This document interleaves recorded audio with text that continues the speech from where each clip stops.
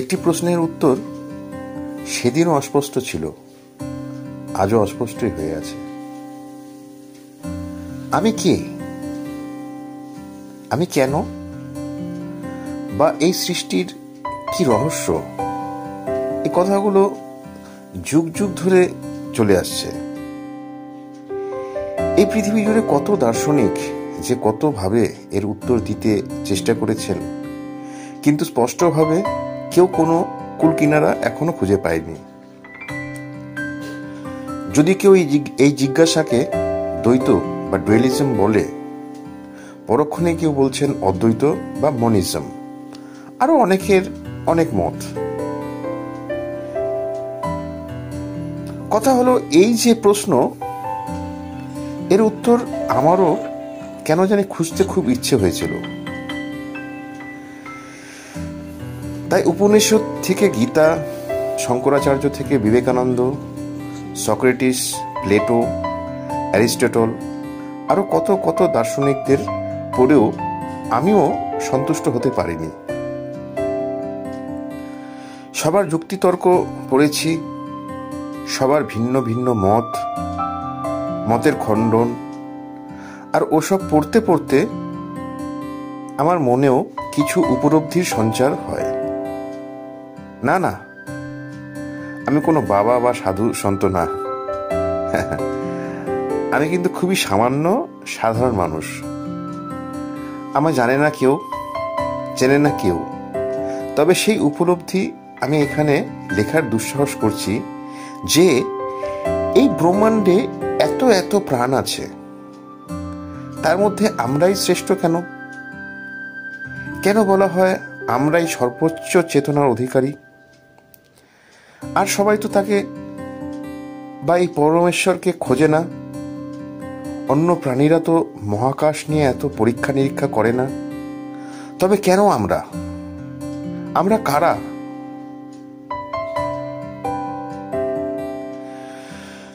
সম্পূর্ণ জিজ্ঞাসা তো অনেক বড় বিষয়, সংশ্লিষ্ট বিষয় হচ্ছে সাধারণ তাও নয়। তবে সাহস করে খুব সাধারণ এবং রোজকারের ভাষায় লিখেই ফেলি উপলব্ধি। আচ্ছা, একটি উদাহরণ দিই।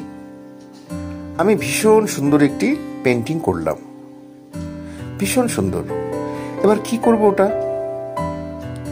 1, বাক্সবন্দি করে রাখি।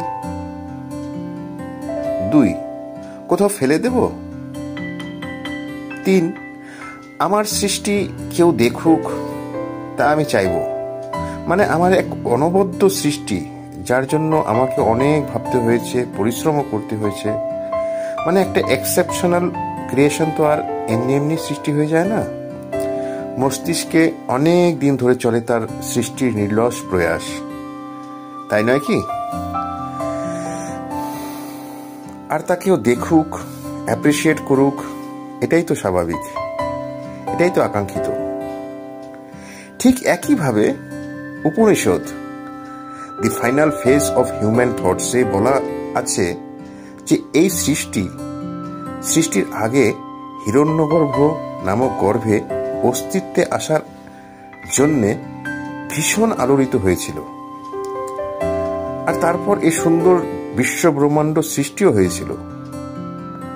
পাহাড় পর্বত, সমুদ্র, ছোট বড় সবুজ গাছপালা, অপূর্ব লাল নীল সবুজ ফুলের মুগ্ধ করা সুগন্ধ, সেই রামধনু রং, নদী সমুদ্র, আর সেই উঁচু পাহাড়ের গা বেয়ে ঝরে পড়া ঝর্ণার জল। এই প্রকৃতির সমস্ত কিছু যেন জীবন্ত প্রাণময়। কি অপূর্বতার ক্রিয়েশন!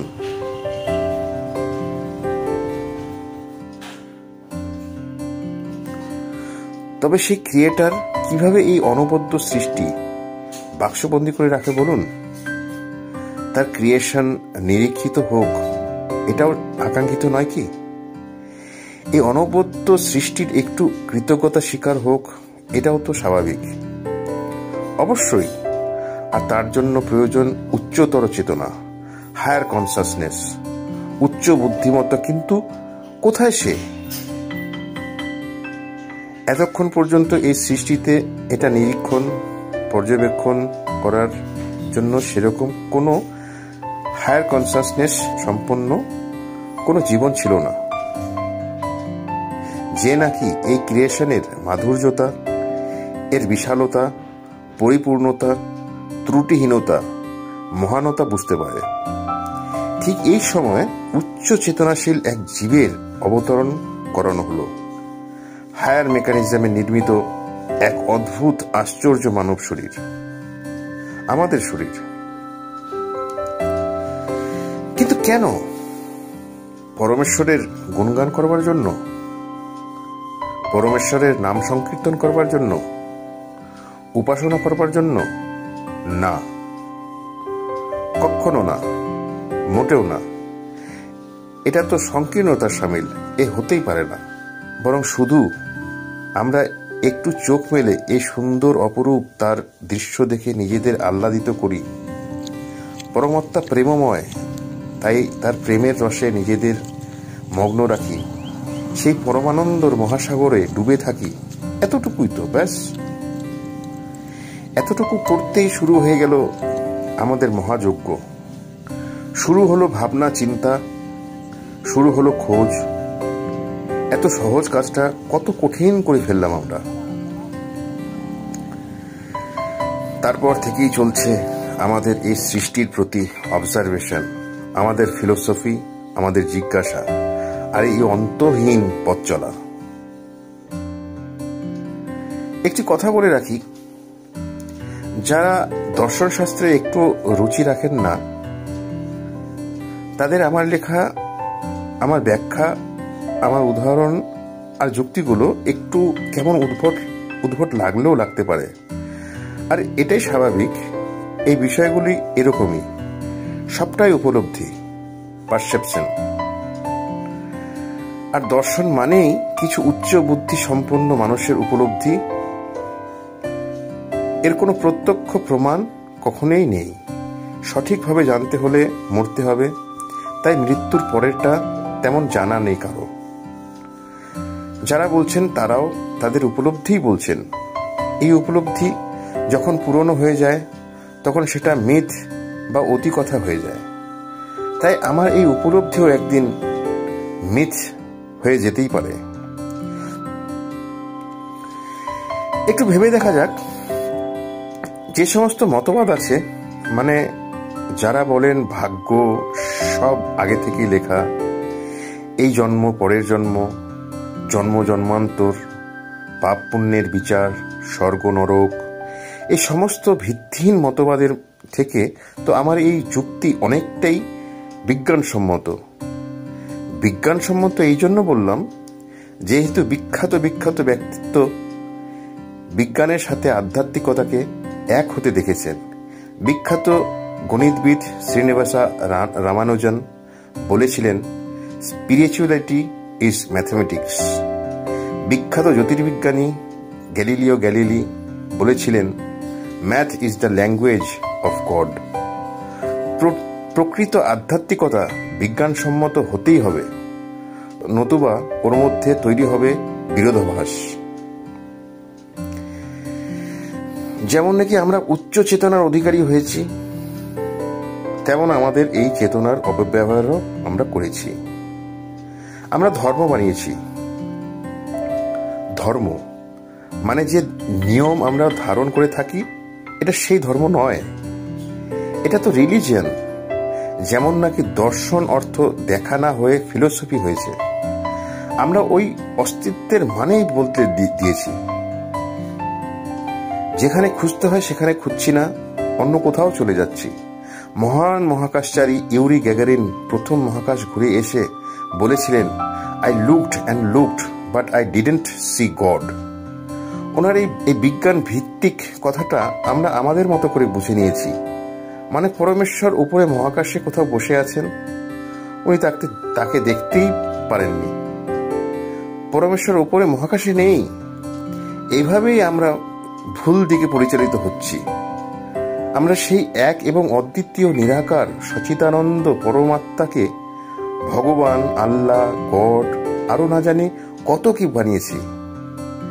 আমরা নিজেদের নাম দিয়েছি, আর এই নামকরণ করে এই সুবিশাল থেকে কোনো ছোট ছোট সম্প্রদায় বা গোষ্ঠীর মধ্যে আটকে রয়েছি। সেই বিরাট থেকে বিচ্ছিন্ন হয়ে গেছি। এসব দেখেই কার্ল মার্কস মনে হয় রিলিজিয়নকে অফিমের সাথে তুলনা করেছিলেন। এসব ধর্মের নিরিখেই মহান দার্শনিক সক্রেটিসকে সে সময় বিষ পান করিয়ে মৃত্যুদণ্ড দিয়েছিলেন তৎকালীন ধর্মের দালালরা। এরকম অনেক অনেক ঘটনা আজও প্রতিনিয়ত ঘটে চলেছে আমাদের সমাজে। ধর্ম হয়ে রয়েছে শুধুই ভয়ের কারণ, চলছে ভয়ভীতির ও আস্তিকতা। যদি ভগবানের আরাধনা না করা হয় তবে ঈশ্বর অসন্তুষ্ট হবেন। আমার বাবা ঠাকুরদা মেনে আসছেন, আমাকেও তাই মানতে হবে। আর চলে আরাধনা, সেই আরাধনা যদি উপোস করে হয় তবে তিনি আরো সন্তুষ্ট হন। যদি সেই উপাসনায় পঞ্চভোজ না খাওয়ানো হয় তবে সংসারে আসে অমঙ্গল, হয় পাপ, সেই পাপের শাস্তি, নরকবাস, আরো কত কি। এই ভয়ে তারা আস্তিক। কি আশ্চর্য! আরেক দল মানুষ তো অনেকটাই এগিয়ে। তারা 1-2 নয়, 72 জন নারীর প্রলোভনে ধার্মিক। তারা নাকি 72 জন সুন্দরী নারীর সাথে সহবাস করতে পারবে, সে যদি একনিষ্ঠ ধার্মিক হয়। ভাবা যায় আমাদের অবস্থান কোথায়? আমাদের নিচে নামার আরো কি কোনো জায়গা আছে? নোংরামো থাক। আগেই বলেছি, সম্পূর্ণ জিজ্ঞাসা অনেক বড় বিষয়। এই সংশ্লিষ্ট বিষয় নিয়ে একটু আলোচনা করলাম। আর আমার উপলব্ধি যে এই অস্তিত্ব আমাদের শ্রেষ্ঠ বানিয়েছে, তাই আমরা শ্রেষ্ঠ। আমাদের শ্রেষ্ঠত্ব এবং উচ্চ চেতনা যেন বহাল থাকে, তার জন্য পরমেশ্বরের কাছে উপাসনা আর কৃতজ্ঞতা স্বীকারে যেন আমরা বিরত না হই। আর সেই উপাসনা যে মন্দির, মসজিদ বা গির্জাঘরে গিয়ে কোনো মূর্তির সামনেই করতে হবে তা নয়, যদি উপোস করেই করতে হবে তাও নয়। It's not actually there where we are searching. তিনি তো অনুভূত, চোখ বন্ধ করেও দেখা পাওয়া যায়।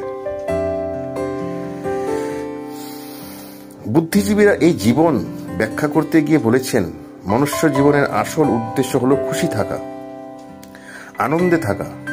তা বটে, তবে আনন্দে থাকবে কিভাবে? সব তো ভঙ্গুর, সব তো অল্প সময়ের জন্য। যে কোনো সুখ তো ক্ষণস্থায়ী। পার্মানেন্ট সুখটা কিসের? যেটাই ধরা যায় তাই তো ছুটে ছুটে যায়, যেটাই শুরু হয় সেটাই তো শেষ হয়ে যায়। সবই নাকি মিথ্যা বলে মনে হয়, এই আছে এই নেই। তবে সত্যিটা কি তা জানবো না? মৃত্যু তো অনিবার্য, আজ আসুক বা কাল।